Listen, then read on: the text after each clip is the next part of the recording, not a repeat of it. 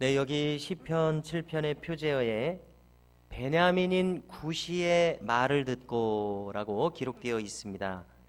여기 나온 이 구시라는 인물은 성경 안에서는 찾아지지가 않습니다.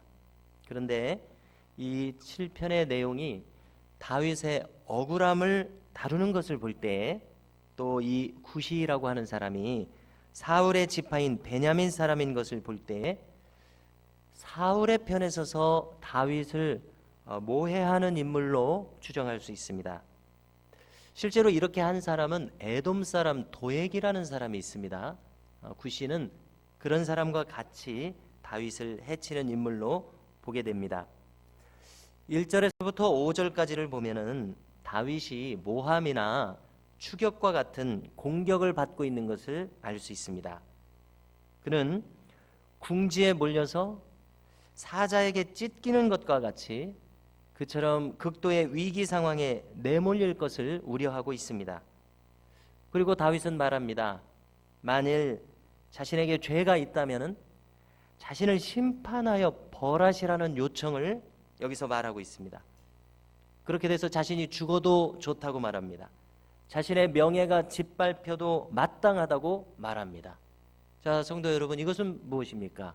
다윗이 그만큼 하나님 앞에서 지금 떳떳한 마음으로 서 있다는 것을 말하고 있습니다. 다윗을 이렇게 궁지에 몰아놓은 사람은 사울왕입니다. 그리고 사울왕의 편에 서서 적극적으로 다윗의 대적자가 된 사람은 에돔 사람 도액이라는 인물입니다. 자, 다윗이 흘러가는 상황 속에서 더 이상 사울왕의 옆에 머무를 수 없는 시점이 되었습니다. 왜냐하면 창을 들어서 다윗을 향해서 이 창을 던지기 때문에 더 이상 사울 옆에 머무를 수 없는 시점이 되었을 때에 그가 처음으로 도망하게 된 곳은 제사장들이 모여서 살고 있는 이 놉 땅이라는 곳이었습니다. 그곳에서 그는 아히멜렉의 도움을 받았습니다. 제사장 아히멜렉의 도움을 받았을 그 현장에 에돔 사람 도액이 있었습니다. 자, 여기에서 문제가 발생했던 것입니다. 이 도액이라는 사람의 인물됨은 이 빌라도와 같은 처신을 하는 사람입니다. 다시 말해서 정의라고 하는 이 공정함의 관점에서 세상을 보는 것이 아니라 자기의 영달을 우선시합니다. 자기의 입신양명을 우선시하는 관점에서 그는 모든 상황을 판단합니다. 다시 말해서 자기가 먼저 살아남는 것이 중요한 사람입니다. 그래서 그러한 상황이 닥치게 되면 자기에게 이익을 얻게 되는 상황이 닥치게 되면 정의라고 하는 것은 손쉽게 내버릴 수 있는 인물입니다. 만일 양심이 바르고 심지가 올곧은 사람이 있다면은 자기의 이 내적인 명예가 훼손되는 것을 수치로 여길 것입니다. 세상의 영달을 얻자고 양심을 파는 일은 하지 않을 것입니다. 그렇지만 다윗은 그 상황에서 다윗이 정당하다, 다윗이 옳다, 다윗이 억울하다, 이런 관점에는 전혀 관심이 없습니다. 그는 자기를 출세시켜줄 그 시점과 인물이 누구인지를 본능적으로 포착합니다. 이번 기회에 다윗과 제사장 아히멜렉을 밀고 한다면은 이제 자신의 출세는 탄탄대로입니다. 이 좋은 기회를 놓칠 리가 없습니다. 그래서 놉 땅의 제사장 아히멜렉이 다윗을 도와준 것을 사울왕에게 직보합니다. 이렇게 악과 악이 결탁할 때에 무서운 일이 생깁니다. 사울은 그 도액을 시켜서 무엇을 명령했습니까? 그 놉 땅의 제사장을 전멸시켜버려라. 그래서 놉 땅의 제사장을 85명이나 살해하는 그러한 일을 사울과 도액이 저질렀습니다. 자, 성도 여러분, 이것은 얼마나 무서운 일입니까? 사울 왕이 지금 왕이 돼서 이렇게까지 오게 된 것은 하나님께서 그를 세우셨기 때문에 이렇게 오게 된 것인데, 그 어떤 두려움도 없이 다윗에 대한 질투에 사로잡혀서 제사장을 이렇게 많은 사람들을 살해했다는 것은 너무나 이 사람들은 두려운 일을 거침없이 하는 이런 무서운 일을 행하고 있습니다. 자, 여기 오늘 다윗의 기도는 여기에서 출발하고 있습니다. 하나님께서 진노로 일어서실 것을 그는 간청합니다. 왜냐하면 지금 사울왕과 같은 악인들의 진노가 크게 일어났기 때문입니다. 사울은 천천히요 다윗은 만만히로다. 이 저잣거리에서 이렇게 노래하는 이 노랫소리 한마디에 사울의 시기심이 폭발했습니다. 그의 분노는 광적입니다. 그래서 다윗의 생명을 위협하기에 이르렀습니다. 만일 다윗이 잡혀서 죽게 된다면 이렇게 억울한 일은 없는 상황인 것입니다. 그래서 다윗은 기도합니다. 6절을 보니까 하나님께서 더 큰 진노로서 저 악인들의 분노를 덮으실 것을 간청합니다. 그리고 이어지는 9절을 보면은 9절을 함께 찾으셔서 읽겠습니다. 9절입니다. 악인의 악을 끊고 의인을 세우소서.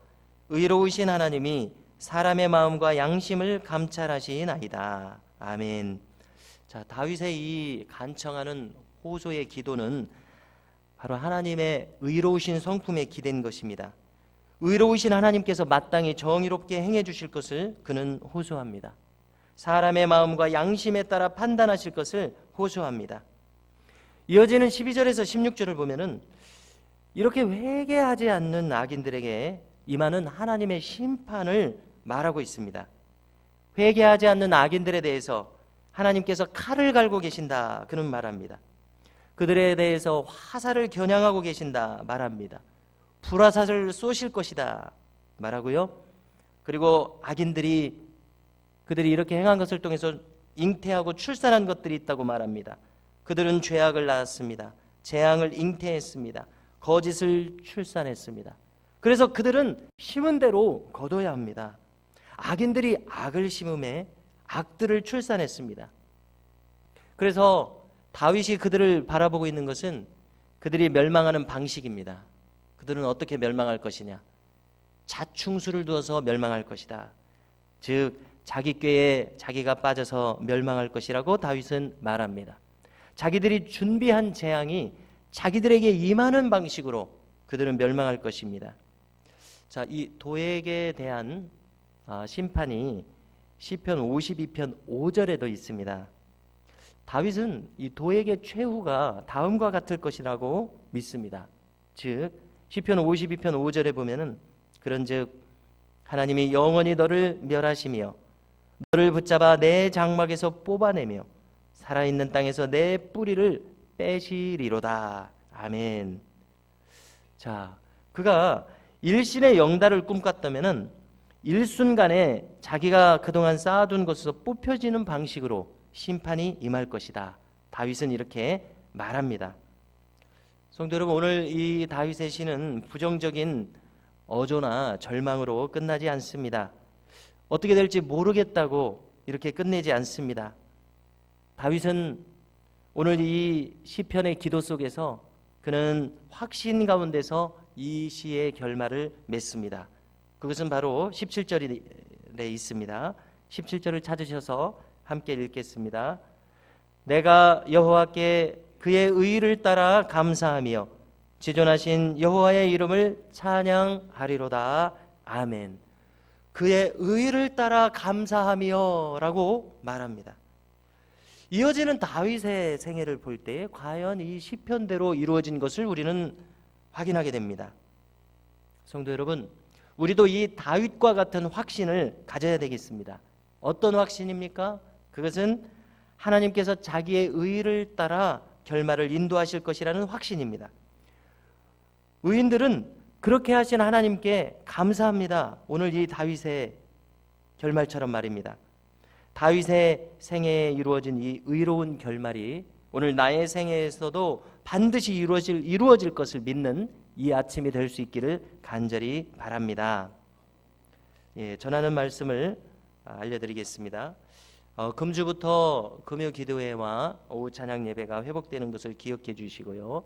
특별히 다음 한 주간은 특별 새벽 기도회로 모이게 됩니다. 주제는 미담 새창조입니다. 많은 분들이 오셔서 기도할 수 있기를 기대하고 또 소망합니다.